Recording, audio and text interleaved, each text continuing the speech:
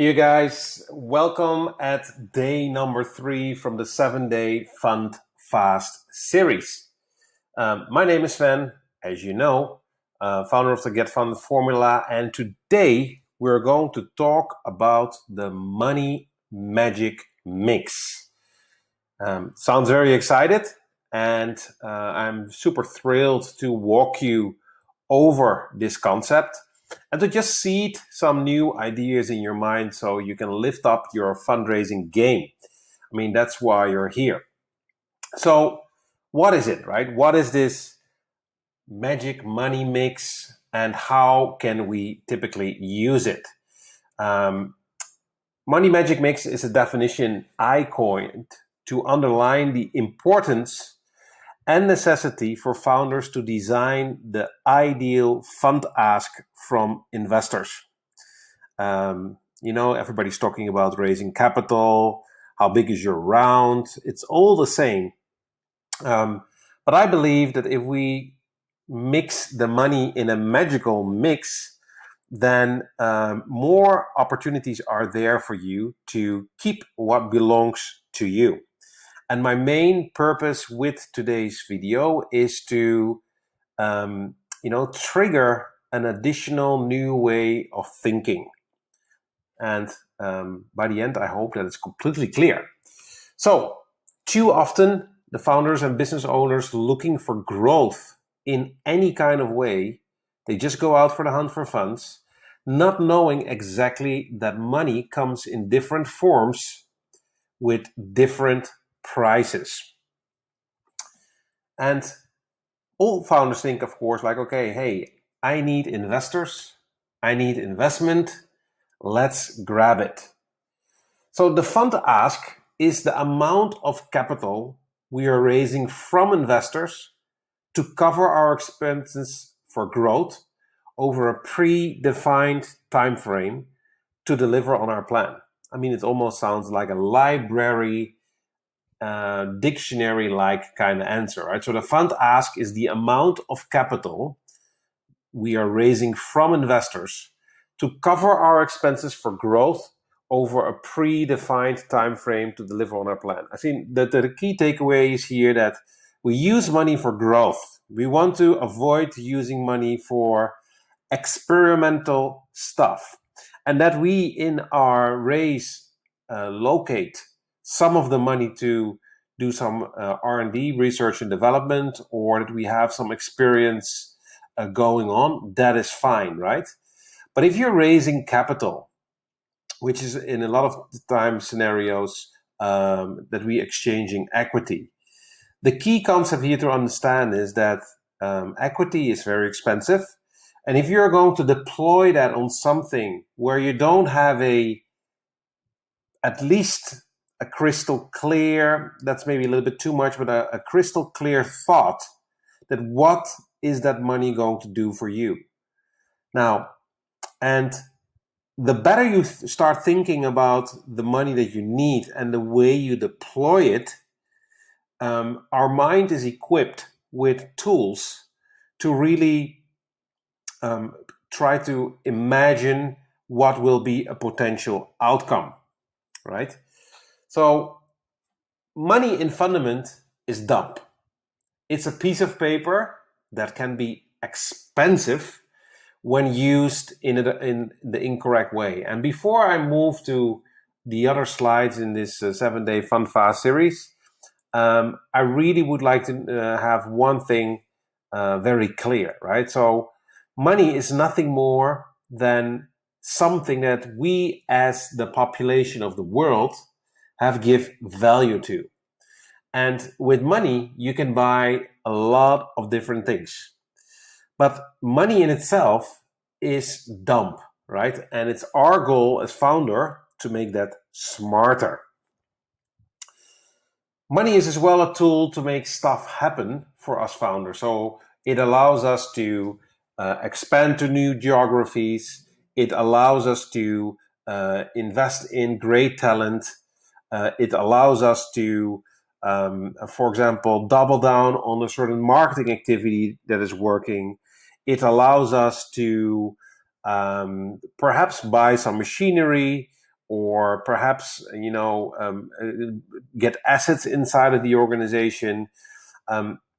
So money is typically something that can help us go to the next level. And therefore, if we're raising capital, we want to use the money in an 18-month time frame, because then the horizon is clear where we want to go. And we use that money in order to grow the valuation of our company. And I quickly want to stop with grow the valuation of our company. Personally, I am a little bit tired sometimes from all of these high valuations, because what's the real deal here within the company? What is the real value? But you can also see it as a way like money is a tool for growth, right? And money is a tool to drive value to the marketplace. You have something that really works, and you identify an opportunity, and therefore you use the money. And of course, a lot of times in venture capital, it is more like that we're pre-financing growth, right? Whereas if you run a brick and mortar business, then on average you have more assets in your business, assets as in tools, machinery, cars, buildings, all of that kind of stuff, right? So money is being used in venture capital as a pre-financing tool. Money is as well used as an exchange of value. So the exchange of value is something that if you have something for sale, that gets a price, right? And if you believe that that price is the value, then we are exchanging goods from one hand to another, and the transaction is being done. Now, big aha moment, if you are selling your shares in exchange for money, that means that you're giving away equity from your company. Now, and for the investor to really believe that this is a good deal, right? You need to take care that there's an amazing opportunity and there's significant value in that transaction. So your goal is literally to drive the value up and give someone the feeling that they're having a bargain. Now, if that's the case, the same what's happening with the $1 shops, where everything is for sale, people are queuing up. And that's what we want to achieve. Now, if the good, the service, the equity, the company is, for example, very risky and it has a high price, then perhaps an investor would go for it, but it's very likely that he will want to have an exchange of more equity. So while I'm sharing this with you guys, I hope in the back of your mind that you're thinking what I'm trying to say here, right? Money is used as an exchange of value, concept number one. Concept number two is your shares, is the value, and you get money in exchange for it. Now, if you use that money for growth, that's amazing. But if you're using this money for other kinds of sorry, something is falling here.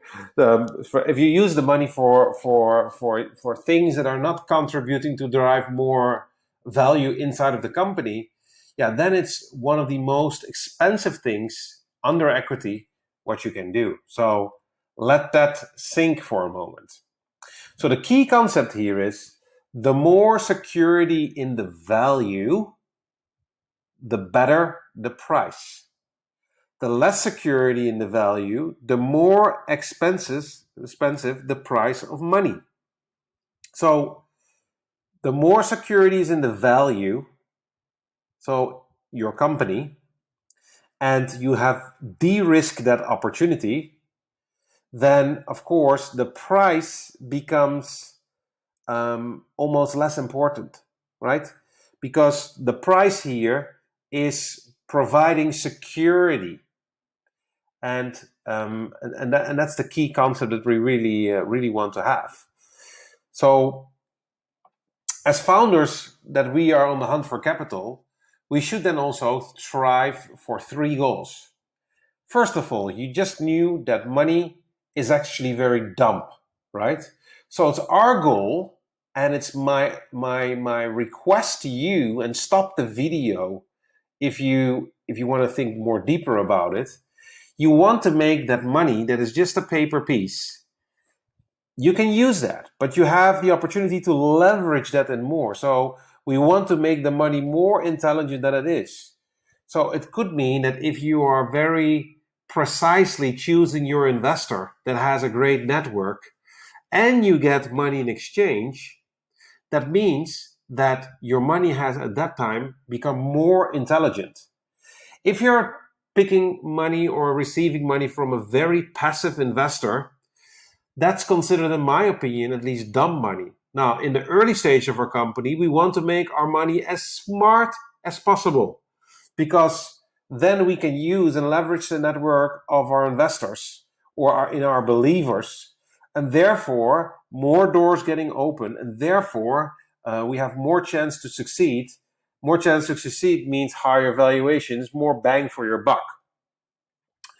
The second goal is to make money effective and work for us, so not against us. And that's what we're going to discuss here today.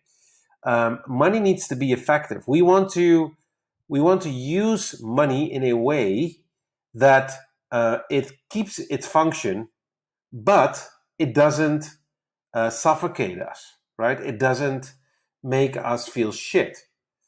So the third goal is that we want to deploy this money in a way it becomes affordable or cheap for us. And here it's all about what we're discussing today. Money is dumb. That's your lesson. You need to make it more intelligent through investors. And of course, if you take care of that your business is getting oversubscribed, then you handpick the investors. You're not pushed in the corner, so everything becomes better, right? And this is something that we extensively discuss as well in our accelerator program, where once we targeting our list of investors and we go over it and we try to see what's the DNA of investors, my first question always is like, what's the passive investor? What is the active investor? Because we want to make our money intelligent. So if you're struggling with this, go to day number 7, check out the video, book a call, and join us. But currently, we're talking here really about how to make money affordable, cheap for us.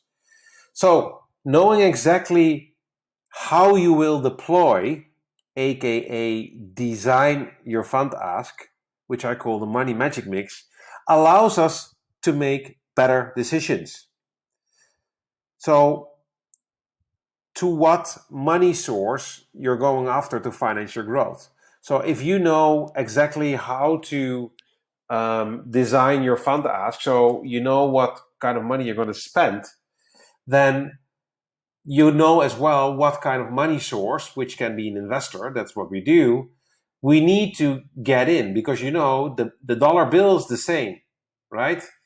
But knowing how we're going to spend that dollar determines what kind of money source we're after.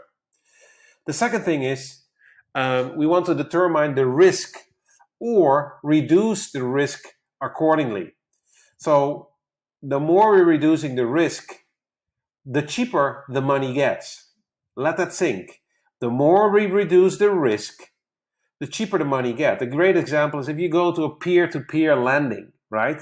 Very easy, accessible. And you borrow cash. You get the cash super fast, but you pay easily like a 2% per month or 3% per month sometimes to use that money, which is, compared to the capital markets, extremely expensive. So the key here is the provider of that cash thinks like, okay, the chance that someone is not paying back that money is significant. So therefore, we need to ask more interest. If you're going to go to a bank, you ask for a loan, and it's a loan based on your salary, then of course it's a more expensive interest than, for example, you're going to the bank and you're borrowing money to finance your house, which is a tangible asset. So the lesson here is the less risk, the cheaper the money. And you as a founder can make your investment opportunity contain less risk, right? I mean, that's what we need to do. And therefore, I'm hammering always, the more time you sweat in training, the less blood you shed in war. In other words, the more you spend time in your preparation phase and preparing for a fundraise, and you deep dive on all of the small little variables, you have a story to tell why your investment is considered low risk. And there's many ways how we can do that. Then the other point is, what money to use for what purpose decides on the price you pay. So why should you want to design your fund ask, aka your money mix roughly? So I just shared with you that what the money magic mix is. And the lesson here is that if you just go for equity, right, it can be very expensive. More about this later. So we want to try to know and determine that if we know the outcome where we spend the money, we want to look for the appropriate money source. So the reason why that is very important is that accepting funds from money suppliers, and that can be bankers or investors, comes with a price. In my opinion, there's 3 different prices. Free, you borrow cash from a friend. Interest, it comes from a bank or sometimes even a normal investor. Or equity-based, which is a lot of times from angel investors, venture capital, family offices, corporate investors, private equity. That's where the professional game is being played. The question really is that you need to ask yourself is, how much are you willing to pay for capital? Or, in other words, how much are you willing to sacrifice for your growth? Now, of course, the price you want to pay for getting that money, let it be interest or equity, and of course you should accept free, you want that to be as least as possible, right? But equity is the most expensive form of cash out there, as you are exchanging cash for ownership in your company. Yeah. So if you're raising cash for growth in your company and you're knocking the door of a venture capitalist, and this is, by the way, a true story, if you're going to use that cash to buy machinery, so venture capital to buy machinery, venture capital to buy computers, venture capital to buy cars, which is a depreciating asset. Guys, ladies, gentlemen, that is so bloody expensive. Yeah. Specifically, if you want cash to finance, for example, machinery, you can go to a bank and you say, I want to buy this machinery. The machinery is the tangible asset. Even if you run out of business, the bank can take the machinery, so therefore you only pay interest. Well, on top of that, if you would use, therefore the deployment of your cash is so important. If you would use venture capital to invest in machinery, cars, all of that kind of stuff, yeah, that's just extremely expensive. And equity is the most expensive form because there's only 100%, right? And that 100% is divided into small little shares, and you can only give it away once. But still, all founders raising capital for equity. So what I mean with the money magic mix is literally that by combining interest-based loans, that can be a variety of acquisition loans, asset loans, can be, for example, invoice discounting, invoice financing. All of these things can give you a more affordable opportunity to get your hands on cash, if your story is right. Now, and sorry, sometimes I feel, because I talk so much about it, that I fall into repetition. But if you just go out with a pitch deck and you believe that people just invest in you, that can happen. But I want to tell you that if you spend more time in your preparation, nailing the opportunity and the preparation, you will make a 10x return on that, right? And that's what we do inside of our accelerator. So raising capital only on equity isn't smart, as again, it's very expensive. Now, brilliantly said, interest, of course, is the least expensive form of cash, as you are borrowing the money against a fee without giving away the ownership. So the more security you offer, the lesser the interest. Think about you're buying a building, you're buying, for example, a server park, you're buying, for example, vending machines, you know? I mean, if you go busted, the bank has all of the vending machines. The less security you offer, so for example, in terms of a invoice financing loan, that means that the higher the interest is, but the more cash flow in your business, it means that you have a security that you can always follow back on paying back the bank, you pay less. So I hope that this is very valuable stuff.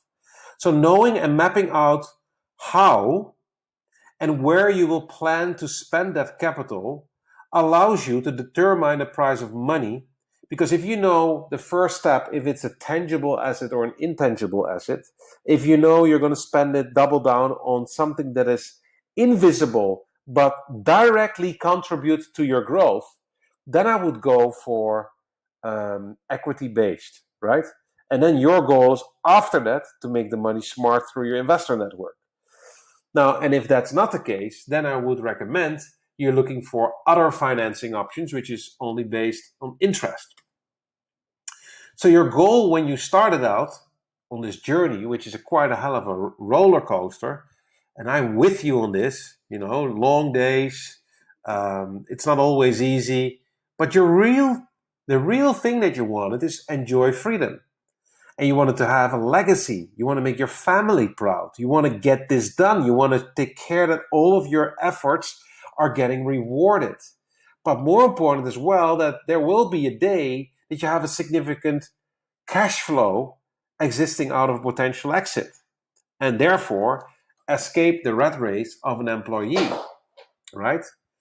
So knowing that raising for equity only reduces your ownership of your company, that you will never ever get back. So think about it. If you give away too much equity in the start because that angel or early stage investor doesn't feel this is a secure investment, it is actually giving away a lot of money. Giving away too much equity as you were not willing to negotiate with your investor costs you way too much equity in the long run. So if you're not negotiating properly, right, you're getting screwed and you're giving away too much equity. Giving away too much equity as you were not willing to mitigate and reduce the risk by going back to your preparation phase is costing you too much equity. And the truth is, most founders, therefore, are raising for equity, not knowing the exact consequence of giving away too much of their cash in exchange for ownership. Now, I want to close this specific part with the cost of money, right? And this is a very simplified example. But let's say that your company valuation is $2 million. You're raising $500,000. And all equity means that you're giving away more or less 25%, right? Now, after deploying the funds at the next round, your business, this is just a suggestion, could be worth $5 million because you have doubled down on growth. Now, the difference between $5 million and $2 million is $3 million here. But you gave away 25% of that equity. So that means typically that someone who invested $500,000, is owning currently around $1.2 million. So there's a rise in equity of around $750,000. Now, just imagine if you would just give away 10% unnecessary equity early on, that means that specific move has cost you over $500,000, right? Because if you give away 25% for 500, where the money is 500,000, or you give away 15% where you also get $500,000, but because you structure it differently, it's a golden gem, then you keep 10% of the equity, which makes you owner of the business now, serves you in the future, and is way better, right? So if you give away 10% unnecessary equity early on, that means that that move has cost you $500,000. Now, what if you decided to split the $500,000 in two parts of equity, a part of interest, or otherwise an alternative loan? You would save drastically a lot of cash. Do you feel why this is very important to look after, right? Do you feel it's very important that you spend time on your preparation and de-risk this opportunity as much as possible? Every time when you spend time on your preparation, making your pitch deck nicer, backing up your facts with backing up your numbers with facts, trying to find ways how you can make your opportunity compelling, that's the moment where you start making money. Now, and of course, you need to start as early as possible with that so you don't get stuck. So, the action then, right? So how can you design your money magic mix? And maybe this is a little bit repetitive. Give me 1 second. I'm taking a quick sip of water. So how to design your money magic mix? Your first goal is to make money as smart as you can. For example, by working and deciding to work with great investors. And later on in the 7-day Fund Fast series, we're going to talk about oversubscribed, and that's all of that, right? So if you take care that you get oversubscribed, you make your money smarter because you have more supply of investors, and therefore you can handpick the best ones that are not just simply money, but for example, a great network. Your second goal is to buy money as cheap as you can, meaning not only raise for equity, but as well look for ways how you can leverage interest. Interest is a small little fee. Theoretically, you should not be afraid that you cannot pay that interest, right? Because you can use part of the VC money to pay back the interest. You want to be focusing on reducing the risk as much as possible. And this means that you need to prepare. Well, I have already told you a few times. So your third goal is to be sparkle clear how you will see the money. My apologies here for in the top. Ask yourself where I will use the capital for. How much risk leans on that deployment? Can I use other financing options to accept the money as I cover the risk? So by knowing how you spend it, you can decide, is it an asset, intangible asset? Is it growth or non-growth? And these kind of questions decide what kind of money you make. So let me write that down. So the question is asset versus non-asset. The next question is growth versus non-growth. And the rule of thumb here is that the more for growth, you can give away equity. The less for growth, you can use for interest based loan, right? Because a lot of times interest based is providing you providing you tools to make it all happen. See, there's two. You guys also is a second ago.